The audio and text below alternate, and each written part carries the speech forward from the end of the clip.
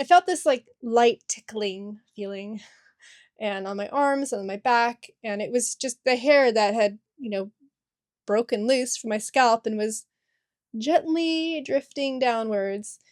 So that was nice. Today we're going to talk about hair loss in midlife, which is a pretty horrible topic, but it's affecting me and I know it affects a lot of other people, so why not? So I'm going to talk about what's what's happening with me, what I'm doing about it, why I'm not freaking out, not yet anyway, and that type of thing. If you're new here, my name is Lisa. I'm a solo midlifer based in the UK. I make videos about simpler living, long-term travel, and life after leaving the 9 to 5 behind.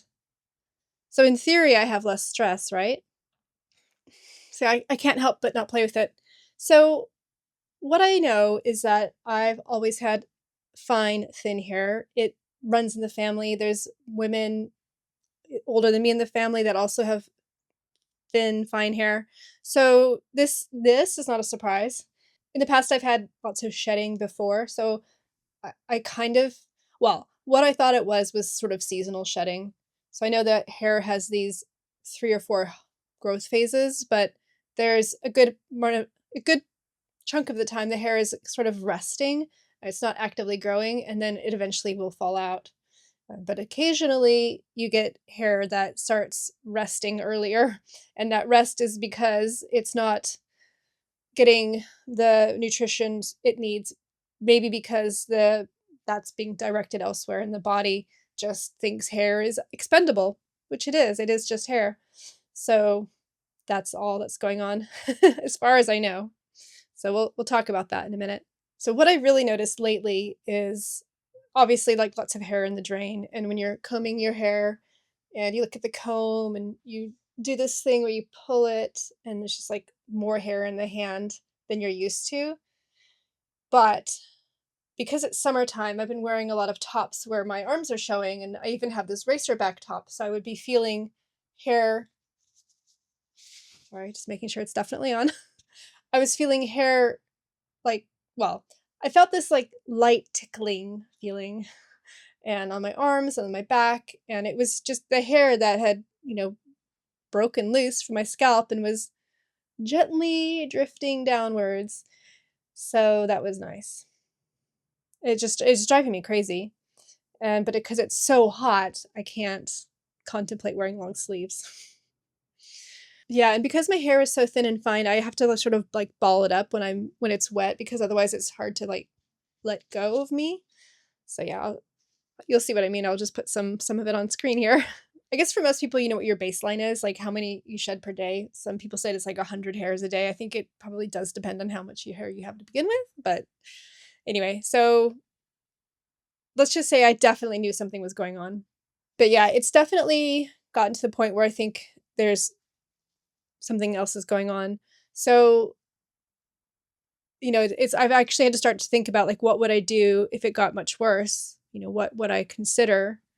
There's lots of supplements and treatments and, disguises essentially for hair loss. And so, yeah, I'll talk about that in a minute.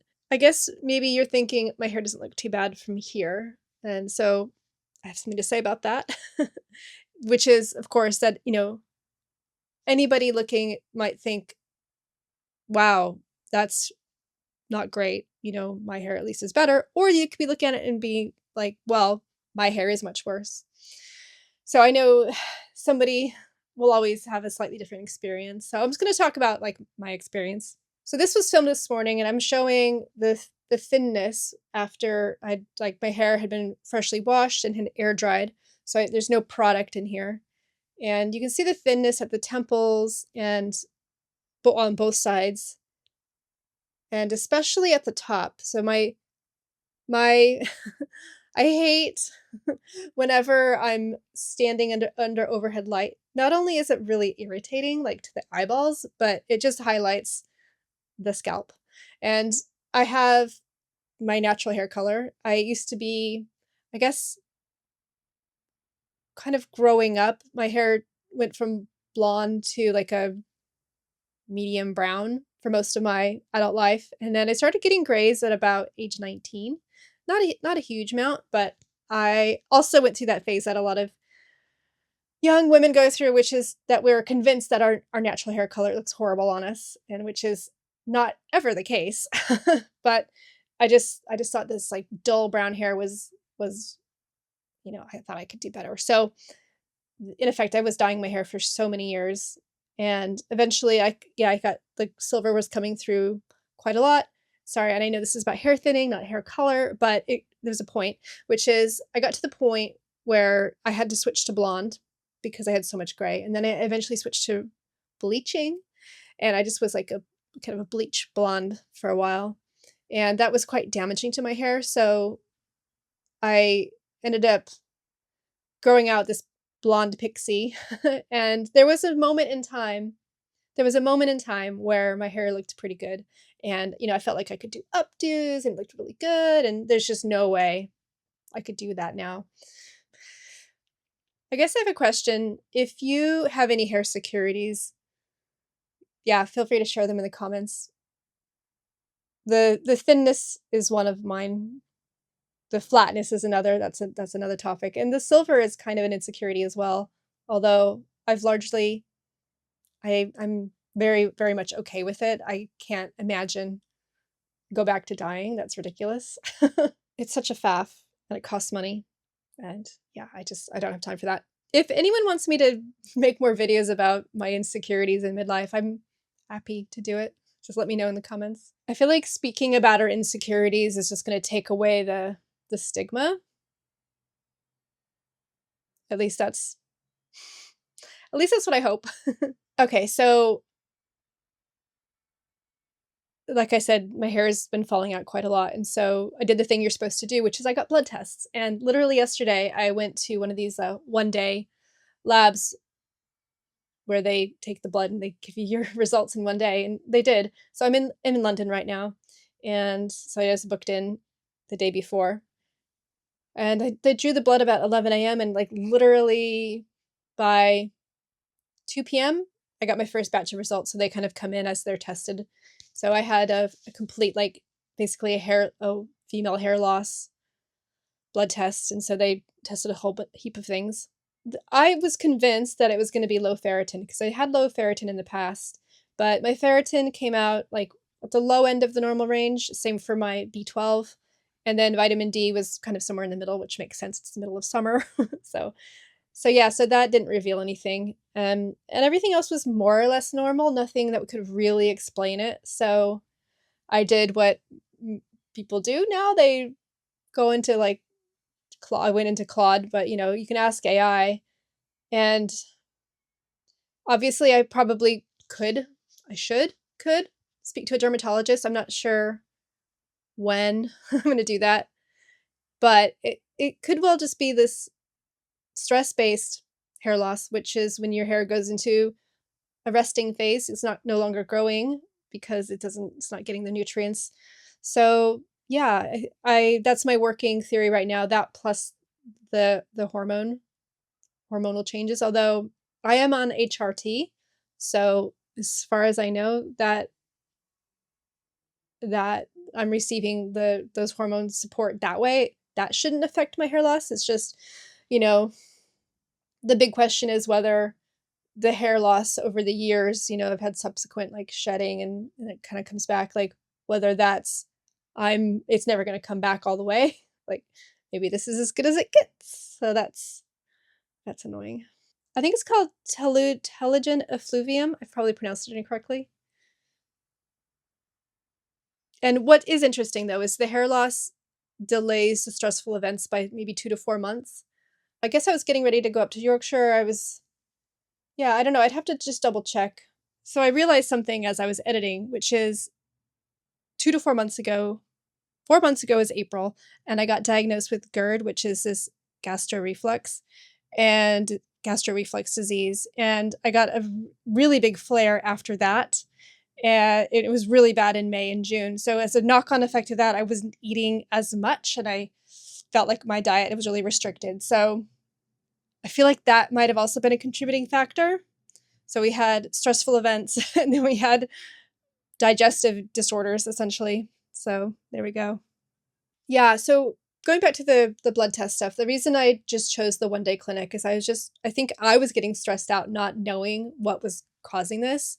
I mean, in some ways, it sounds like I still don't really know, but at least I know what it's not. So that means, well, what I was gonna say is I don't have to worry about supplements and stuff like that. So let me look at my notes again because I had some. Yeah, I mean, I just wanted to say that there are home delivery kits that exist for these blood tests, but I just wanted to go in. I thought it would just be more convenient, even though, it means I have to go there. It's close enough that I didn't have to worry about figuring out how to post it or whatever. I mean, I don't have a problem with drawing blood. That's easy when you're a woman. Like, that's not a big deal. So anyway, I am quite skeptical of supplements and all. I mean, I'm getting fed all these ads for like shampoos and treatments and vitamins and supplements and protein powders and all this great stuff, right? But I'm, you know, I have no fixed abode. I can't see myself carting all this stuff around. Also, I could be treating the wrong thing. So at least now I know that I don't need to worry about supplements for, what was I going to say?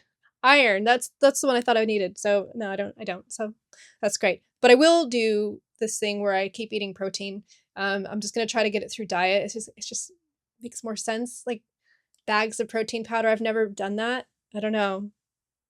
They're heavy, right? And I don't know. There's also the issue that they try to upsell you on subscription. So if you buy 3 months at a time, then there's a discount, and that sounds great in theory, but again, no fixed abode. I have my mail going to a house in Southern England, and I'm not always going to be able to get there. So yeah, I'm going to do the natural food approach if I can. And you know what else? I would probably forget that it's running and it'd come back and there'd be like 6 months supply. And yeah. So anyway, let's talk about why I'm not panicking. And the reason I'm not panicking is because it's probably temporary. I also know that if I need to, I would just get a hair topper or something like that. Um, oh, I did wanted to say I keep getting ads for this root, what do they call it, like a hairline touch-up powder. So it's like Rumi Cosmetics and Prime Prometics. So they're not cheap. They're basically like meant for mature women. And because I don't know if I'm going to like it, I just found a cheaper alternative on Amazon, and look, for all I know, it's going to make the whole problem worse. I don't know, but I wanted to just try it out. So I'm going to show you me putting it on. So I have it in now. So yeah, you can see me putting it on, and it works like it's kind of like makeup for your scalp. The powder is meant to disguise the roots. I think it is if you have colored hair and you have dark roots. Sorry, if you have colored hair and you have lighter, like gray roots growing in, then it'll disguise the color. But for me, I just need to basically tone down the pink of the scalp. And the powder, I guess it kind of just like, thickens each of the hair a little bit. So it's less, because when you have hair that's silver or it's white or it's gray, it's more or less almost translucent. So that's why the pink scalp shows through so much. So I'm not even going to recommend the brand. I don't know. I've only been using it a couple days. Um, sorry, hair. I also don't know like how it's going to behave in the water or in rain or anything like that. I know these other brands, they claim to be more waterproof or water resistant. So if any of them are listening and they want to send me, I'd be happy to compare. You know, I have a history of trying out these root products and going back for a long time. So, I mean, started like lightening my hair more than 10 years ago. And I think I was very self-conscious of the thin hair before then because I would distinctly remember having those brown, like it's like a little bottle jar of like these like little tiny fibers. And the idea is you'd sprinkle it onto your roots and it would just sort of like thicken it all up. But they tended to kind of stick to the scalp and it would just like be like this weird, like chalky. It looked pretty awful. And I did get some for like light blonde hair. I still have some, but I don't travel with it. I think I I just thought, what's the point? So yeah, so the powder is different. So there's not like the sticky, chalky fibers. So yeah, I feel like that's the best solution for me that's like travel friendly. I don't really want to get into using minoxidil because from what I understand, like once you stop, the hair comes out again. So that's not really ideal. So yeah, I talked a little bit about the nutrition. So yeah, my plan going forward is I'm going to start to eat more meat because it's not that I don't, definitely not a veggie, but meat is very expensive and it's also very messy to cook. So I'm going to look at some options that mean that it's like kind of less of a faff. Also, it's the summer, so I don't want to be like using the oven or anything like that. So, I mean, I'm kind of at the mercy of what's available at people's houses. So I've enjoyed very much when I have like um an instant pot or a what's that other thing with the drawers? Oh, I'll put it on screen. Slow cooker, those are all great. Yeah, also, if I'm going out, I'll eat meat. In an ideal world, I'd be eating like organic or, happy meat, which is, it's been, had a nice life in the wild until the very end. But that's just, yeah, not possible when you're on the move always. I know people that have like, chest freezers, and that's a great way to save money is to buy things when it's cheap, when they're on sale, when they're in stock, when they're in excess, but I don't have that option. So yeah, I do have the option of buying things that are about to be marked down, which I often do. Also, I know what's the Too Good to Go? That's quite a good app as well. I'm sure it runs in multiple countries, but it's definitely here in the UK where you can buy food from shops that they would have otherwise thrown away. So yeah, so I have plans like that. Just also because the protein is because of the muscle loss. I've certainly in the last couple years, like, and actually, I shouldn't even admit this, but it kind of coincides with when I'm not traveling to work. So I'm probably like doing fewer stairs and just getting, up and down on trains and all of that. So I do feel like I need to get more active. So I've been making plans around that. Trying to trying to anyway. I did buy some new shoes, so that's great. And yeah, what else? I think I just want to say I'm not panicking about it getting worse. I mean, I know people have alopecia and there's you just live with it, right? There's far worse things to be dealing with. I'm also open to more creative solutions.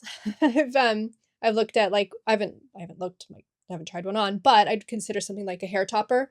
So I've always wanted like cute Betty Page fringe or bangs or whatever you want to call it. I don't know how that would look, but you can just like cover like just do something to cover the top of your hair. I also really enjoyed watching Schitt's Creek and Moira Rose and all of her wigs. So obviously not very practical if I'm traveling around a lot, but maybe one wig.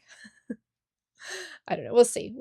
I'm not there yet, but just something I have to think about, I guess. I do want to just say though, it does feel as if look, hair loss is hard on everyone. I know men don't love their hair loss, but it's especially hard for women. I do feel like there's a gender mismatch when it comes to that. I don't know. Yeah, I mean, share your thoughts in the comments if you have thoughts on that. So, but yeah, it does feel like there's more pressure. I'm kind of like maybe grateful in a way that I'm the age I am. I don't feel the need to perform femininity and look really sexy or like that. That's just not something I'm worried about at this point in my life. So that's great. The pressure is off. So yeah, I mean, depending on how people feel about this video, I could make a whole series on insecurities in midlife. So this is just the one that's kind of affecting me right now, the most, I should say. But yeah, I have more. I have my skin that I had horrible acne as a kid.